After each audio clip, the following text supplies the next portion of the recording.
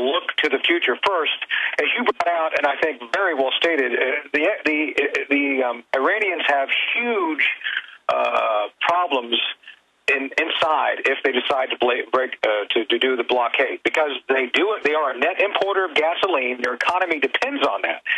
Secondly, no matter how much they saber rattle, and look, I got to tell you, Alex, we could take care of the Iranian Navy in a matter of hours, and I'm not exaggerating. Despite the fact that there's a lot of I think conflicting information.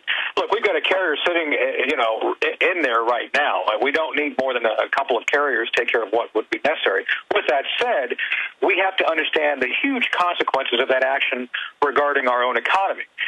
This is a fragile recovery. Some would argue it's barely moving forward, and I don't think anybody wants $5 gallons of gas, but that's what would happen the moment we actually have something happen to interfere with, I think, arguably, you're talking about 1/3 of the oil going through the Straits of Hormuz. Now, keep in mind that we're down to about 16% of our incoming oil comes out of that region, mostly out of OPEC countries, which are friendly to us. With that said, the cost of doing business with gas, with crude, would go up. Secondly, the Iranians themselves, I think, are trying to do things, and I said this in a recent interview, which got a lot of additional airtime. The Iranians understand how to push our buttons because they've watched the North Koreans do it very effectively. One would call it brinksmanship, where the North Koreans have been able to walk us up to a line, poke us in the eye, and step back. I think the Iranians have noted how to do that. So the question becomes, do we blink? Do we actually give in to them like we've done the North Koreans in the past? I think the Iranians are trying to push push us right to that level of will you back down or not. The third issue, I think, is one we have to consider very carefully, is the Iranian people. The Iranian people, for the most part, are pro-reform. They are essentially a people under the repressive regime of these mullahs who have kept them down since the 79. So the people themselves are pro-U.S. We need to do everything we can to prompt the Iranian people to move forward in a positive way to change their own government. Frankly, our taking military action at this point may well make them our adversary as well. What we need to do is walk the line here to not give in to the Iranian government, but at the same time encourage the Iranian people to do what's best for them and the rest of the world, to move forward with pushing their radical regime out and doing something to join the rest of the West of the free world. Well, obviously, just with aircraft at high altitude, they can target with precision-guided munitions and take out most of those boats. But then when ships come by, there's all sorts of missiles hidden by the tens of thousands, as you know, in those hills overlooking that. And when the head of the Joint Chiefs of Staff, Dempsey, comes out and says, okay, they can block the strait, from the intel and the research, because I know you're really an Iranian expert, how are they planning to block it? What, just send a bunch of barges out and sink them, or sink other ships that are coming through? Oh, they'd have to do something with large ships, the large container ships and fuel ships. That's the only way they could do it. Now the whole idea of having these small weapons hidden within the mountains and hills, I get that, but we have very sophisticated technology which could take that out. And frankly, look, B-52s carpet bombing the coast, that's not unheard of, and I think we could take out a lot of that. What they'd have to do is smaller boats focused on some of these large tankers. So we can't be everywhere we need to be regarding the large tankers. That's something they would do. And you're an expert in this, Alex, asymmetric warfare. They would look at the seams within our own defense. Where we can't be, they would go. And so we can't hope to actually protect every single ship going in and out of there.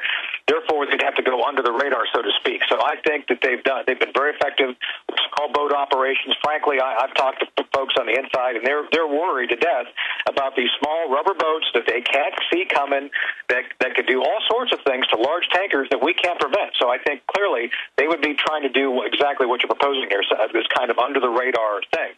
With that said, I think that there's things that could be done in other parts of against their infrastructure, which would matter. But again, the military solution would require eventually, and I'm going to say this, and people aren't going to like it, boots on the ground in some form. You can only do so much remotely. You can only do so much with drones. You can only do so much with airframes.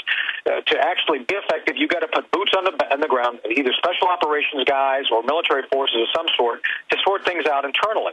And this is the problem with the inside of Iran. Like, we don't know where they've hidden everything. To be effective, out their nuclear I tell you what, Colonel Shaffer, stay there. Your cell phone's been great. I know we got you on short notice, but it's breaking up a bit. Let's give it a pause for a moment and see if your cell phone reception comes back here. Can you hear me now? Colonel Shaffer, can you hear me? Yeah, I can hear me now. Okay, great. Yeah, you started cutting out after you talked about boots on the ground. Yeah. Well, basically, we've got to consider the fact that to be effective, you've got to go into the interior in some form. And so to do that, you've got to have special operations guys or somebody there to physically check things out, because the Iranians, know how to manipulate how they appear to our what we call ISR, our collection systems. And again, if we're looking at actually being effective at going out after targets, I'm told there's 300 targets we would have to take out to be effective in going after the nuclear program. I just don't think we have that level of capability. And then plus you have secondary effects of the economic disaster that would be caused by an actual armed conflict with the Iranians. So I think both sides, I'd like to believe, are only saber-rattling. I think both sides understand the huge consequences of military action that would hurt both sides immensely. We're going to pull this article up, Colonel Shaffer, but a few weeks ago, the head of Iranian intelligence for their parliament said that the attack would be taken to Tel Aviv and New York with asymmetrical, I guess, sleeper cells. From your research on Iran, do they have the capability to do that? And why would Iran you go from not saber-rattling to really saying, okay, your ships come back through, we're going to attack them. Okay, we'll attack you in New York. I mean, that's really asking for it to say that they're going to attack Tel Aviv and New York. I agree, and that's where I don't think that the Iranians are willing to go to that level of asymmetric warfare against us. To answer your first question, Alex, do I believe they have cells? Yes, I do. The Quds Force and the IRGC are very effective, very sophisticated organizations. However, and you and I talked about this last interview, I don't think they're as ham-handed to do the assassination of the Saudi Arabian ambassador here as was purported. I just don't think that's sloppy.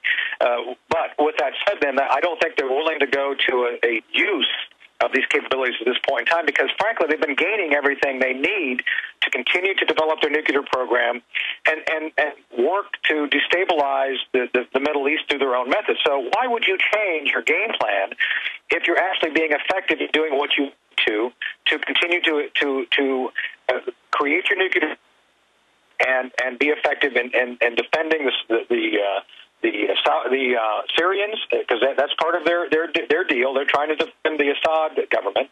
So what would they change? I don't think that they actually do. Going to be very effective in doing what they can. I don't think they're going to go past saber-rattling at this point in time. Well, that's good news. So then what do you make?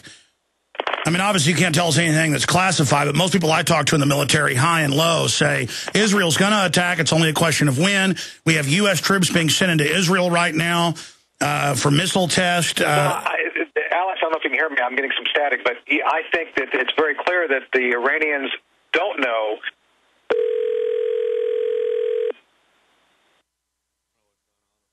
Yeah, that's strange. His phone got broken in on. That was a cell phone. We got him short notice. We'll get him back on the line. But I was going to get into Ron Paul. You know, the Huntsman campaign ran an ad making fun of Ron Paul, talking about Israel founding Hamas, even though that's in the Jerusalem Post, Haaretz, Associated Press. That's not debatable. And they've also been criticizing him for going along with what the last two chairmen of the Joint Chiefs of Staff said, what the Secretary of Defense says, what the head of the bin Laden unit says, what Colonel Shaffer says, that it is not a good idea to attack Iran. I mean, even most of the establishment people say don't do it. Most of them say don't do it. And they are really trying to start this war up right now.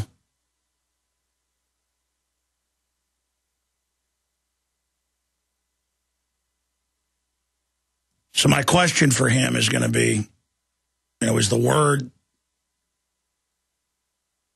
the word he's getting? I mean, is this leaning more and more towards war? I mean, obviously it is. You've got Iran bluffing, and or maybe they're bluffing, and the question is, will the Israeli and U.S. ships stage some type of Gulf of Tonkin, or will there be an accident? Colonel, I don't know how much of that last question you heard before your line got broken into and cut off, but... Go ahead. Well, it sounds like we've got a better connection now. What's the bottom line? I mean, are things accelerating towards war, or is this just more of the same? Because all my military sources say Israel's going to strike them. The question is, when? Well, and that's the issue, I think, of the day. The Israelis still don't understand, or I don't think we know if our government would back them up on it. I think there's been a great deal of ambivalence, to use a word, from our own White House regarding what they would do on this.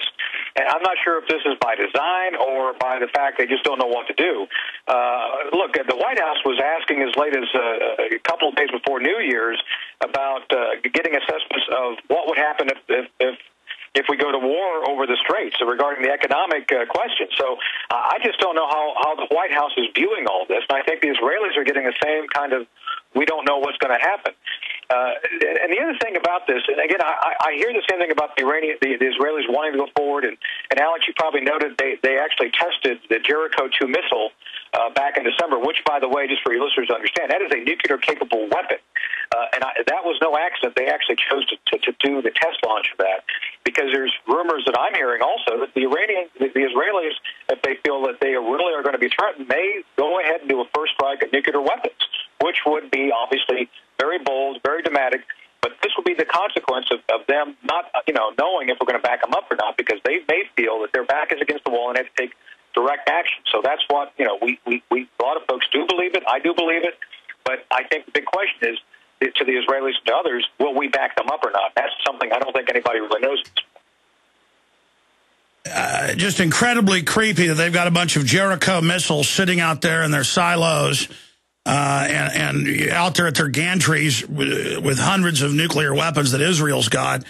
And how is Israel going to try to sell that politically if they preemptively nuke somebody after all these decades denying they have nukes, denying the elephant in the room? And even if they release their strategic oil supply, there's going to be a chain reaction worldwide that's going to cause speculation to go crazy. They're talking about $7 a gallon gas, Colonel.